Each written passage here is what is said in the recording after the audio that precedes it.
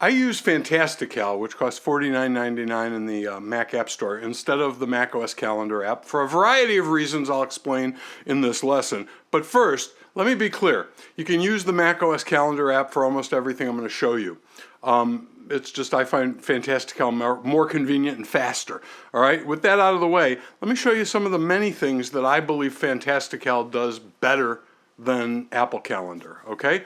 My favorite and the big kahuna of Fantastical features is natural language. That means once I invoke Fantastical from my menu bar, I use a keyboard shortcut, of course. All I do is type something like lunch with Brian at Saccone's at noon on Friday. And Fantastical magically gets it and turns those words into a full-fledged appointment with its details all in all the right places. And notice that Fantastical adds my 3 default alerts to the event. Automatically, I don't do anything. Nice touch, huh? And it's much faster than setting date, time, and alerts individually as you do with Calendar. Don't you think? All right, speaking of alerts, they're one of the things I love most about Fantastical and Apple's Calendar. Setting them individually for each new event is great, but configuring the default alerts for new events is even better. If you're forgetful, and Lord knows I am, alerts are the greatest thing since sliced bread or the transistor. I used to forget to attend things all the time. Just ask my family. But since I went digital and learned how to create alerts and use them to assist my aging wetware, I've rarely been late to anything, and I can't remember the last time I missed something. I used to always tell my family, if you don't see it on my calendar, I won't be there. If it's not there, it doesn't exist in my world. And they quickly learned to stop yelling, soccer practice Thursday at 6 from the next room. Instead, they knew they had to watch me put it on the calendar.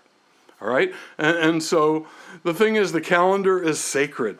If it's not on the calendar, there's a good chance I'm going to forget. And it gets even better because Fantastical supports the same sharing protocols as the Mac calendar. So I can easily share calendars with my family. So now they can add events to the family calendar themselves whenever they want, and I see them on my calendar and vice versa. There's almost no chance I'll forget an event, and the family members can just add things that I have to be at, and they show up on my calendar, and I know about them without anybody having to physically tell me anything. So now whenever I create a new timed event, I get an email the day before, and then 2 on-screen reminders 2 hours before the event and 30 minutes before the event. If it's an all-day event, I get an on-screen alert 5 days before, and if it's a birthday or anniversary, I get an on-screen alert 10 days before. That's good. That's good stuff right there. Another nice touch is that I can use a keyboard shortcut to reveal Fantastical's totally nifty menu bar calendar, which is usually all I need. Means I don't have to open a big honking calendar window on my screen just to do something with a date. All right. Also, Fantastical offers a big honking calendar window if you need it, but the little menu bar calendar is pretty much all I ever need most of the time. All right, one more feature I love, all right, and that's not available in the macOS Calendar app.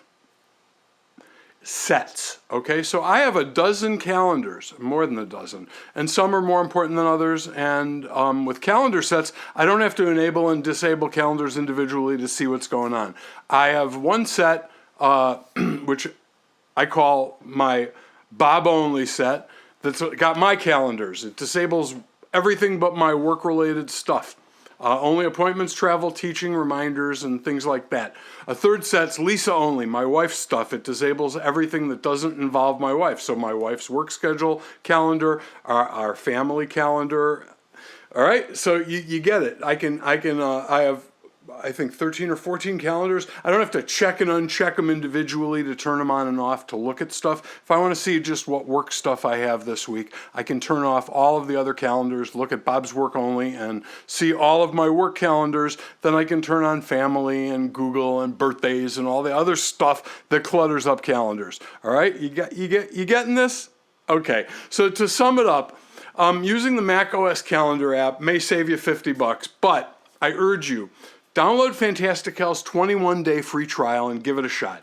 I can tell you, I consider it worth every penny of the 50 bucks. All right, also, by the way, there's no risk using the Fantastical trial, no importing or exporting. It shares the macOS Calendar's data store. So when you add an event in Calendar, it automatically appears in Fantastical almost immediately, and vice versa. And furthermore, since it uses the same data store, it syncs flawlessly with Calendar or Fantastical on your iDevices or Calendar on other Macs or iCloud or whatever you want to sync it with. It's just like using Calendar, except you're using Fantastical. So here's my advice. Give Fantastical a shot. I think you'll like it. And if you use your Calendar much, it certainly saves me enough time to be worth 50 bucks. All right, next up, Lesson 6, why Reminders in the Reminders app are so awesome.